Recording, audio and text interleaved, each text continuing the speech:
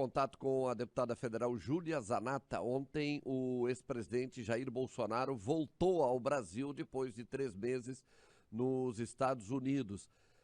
Deputada, a senhora já teve contato com o presidente? Quais algumas informações? Nós estamos num município predominantemente, numa região predominantemente bolsonarista. Essas informações de bastidores aí da vinda do presidente. Bom dia, deputada. Bom dia, João Paulo. Bom dia a todos os ouvintes da Rádio Eldorado. Uma satisfação estar com essa audiência qualificada. Sim, ontem recebemos o presidente Jair Bolsonaro com muita alegria na sede do nosso partido, né, o PL, aqui em Brasília.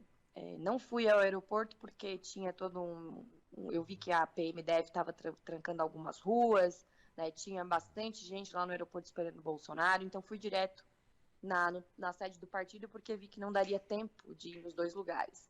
Então, quando cheguei lá, o presidente já tinha chegado, já estava cercado de parlamentares, de senador, né, de deputados e senadores, de ex-ministros, inclusive, do governo dele. E ele deu algumas entrevistas, ele falou com alguns rapidamente, falamos com o Bolsonaro rapidamente,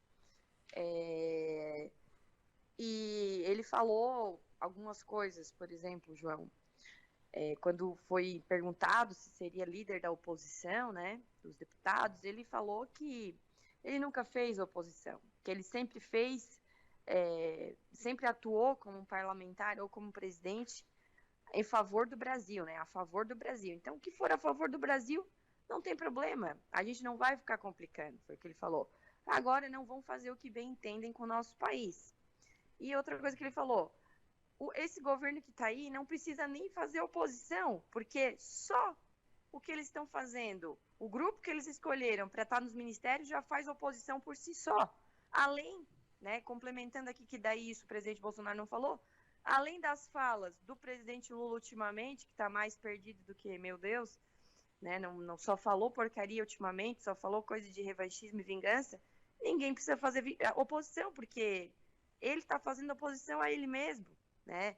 Então, essas foram as palavras do presidente, né?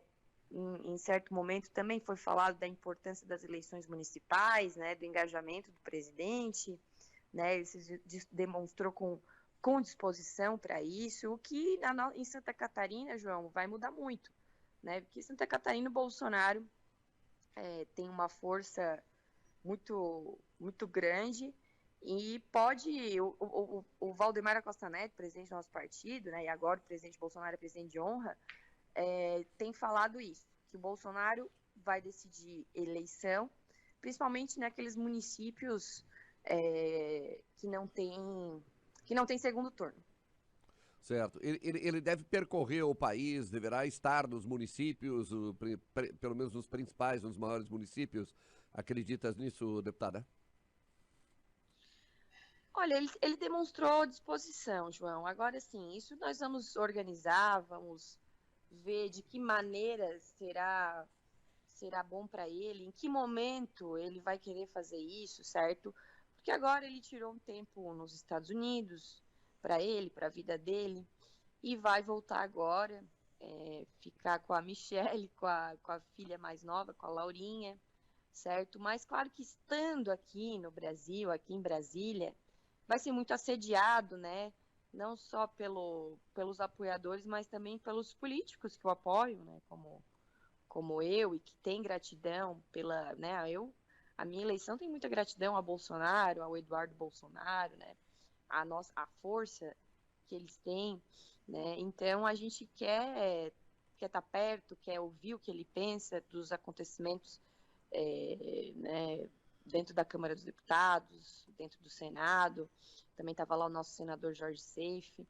Então, eu acho que é um grande momento essa volta do Bolsonaro, e você pode achar que a gente está bem feliz, e a gente está. Só que tem gente mais feliz que a gente, João, porque a esquerda só fala do Bolsonaro o dia inteiro na Câmara dos Deputados. Eles não sobem à tribuna da Câmara para falar dos feitos do governo Lula, até porque não tem nada.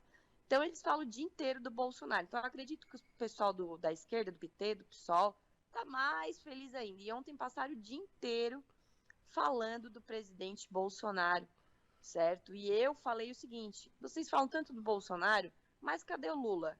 Depois que falou que estava lá para se vingar dessa gente, que queria ferrar o Moro, ele deu uma sumida, João Paulo. Então eu perguntei se o partido deu uma cala-boca, ou deu um cala-boca no Lula, porque ele não falou mais nada depois daquela porcaria que ele falou do Sérgio Moro. Deputada, e sobre as permanentes especulações que a gente ouve sobre uma possível prisão do presidente Bolsonaro, sobre torná-lo inelegível, o que há de fato nisso tudo?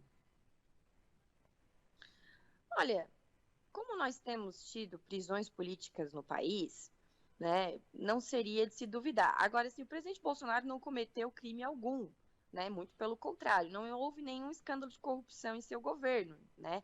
O único que eles falaram, da vacina, lá na CPI da pandemia, que era a CPI do circo, que compra de vacina? Não houve a compra de vacina, né? Então, aquela compra de vacina daquele caso polêmico, né, que eu estou falando da compra de vacina geral, porque o presidente Bolsonaro fez a maior campanha de vacinação.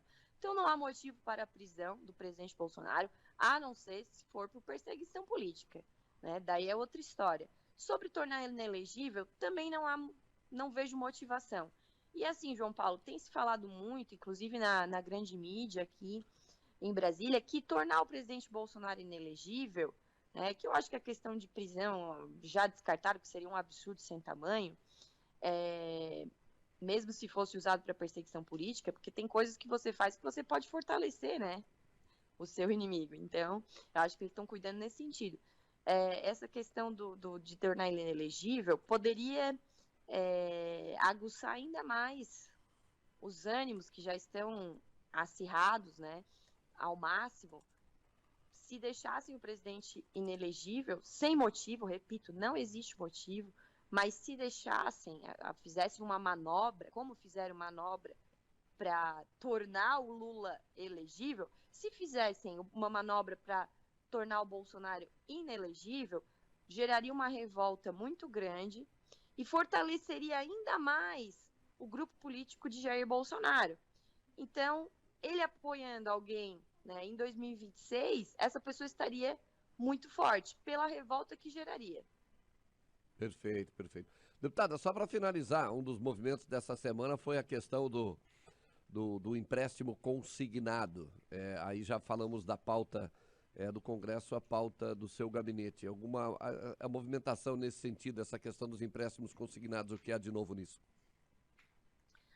Então, João Paulo, eu apresentei um projeto de lei essa semana, que é o seguinte: a gente, inclusive lá no nosso escritório no Rio Mânia, eu e meu marido, né, que somos advogados, a gente recebia muitos casos de aposentados, pensionistas, que falavam assim: doutor, tá acontecendo aqui um desconto, né, no meu benefício e não sei de onde vem, nunca fiz empréstimo. Isso era muito recorrente, né? Então foi uma coisa que me incomodou muito na minha atuação de advogada, porque os senhorzinhos tinham que correr atrás de advogado, se incomodar, ficavam mal com aquilo, porque não estavam acostumados com aquela situação, certo? De correr atrás disso. Então, nós apresentamos um projeto de lei que diz o seguinte, que quando ocorrer empréstimo consignado que não foi autorizado, né, o aposentado teria direito a título de indenização aos valores depositados indevidamente em razão de empréstimo consignado não contratado. Isso sem prejuízo dos danos morais. Ainda coloquei também no meu projeto de lei que o dano moral decorrente dessa prática, nesse caso, né, seria presumido. E também gostaria de deixar aqui registrado, João Paulo, que eu me inspirei nesse projeto de lei aqui, num projeto de lei que teve aí em Criciúma, do chefe do PROCON, do coordenador do PROCON, acho que fala, o Gustavo Colli, quando ele assumiu de vereador.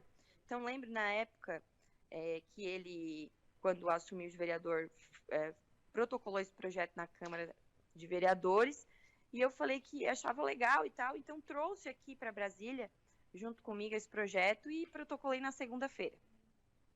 Perfeito. Lembro desse episódio aqui, a gente teve. É que agora, inclusive, ouvintes se manifestaram falando sobre esse assunto aqui. Deputada, muito obrigado pela entrevista aqui, o microfone da Rádio Eldorado. Um bom dia. Bom dia, João Paulo, muito obrigada e fiquem com Deus.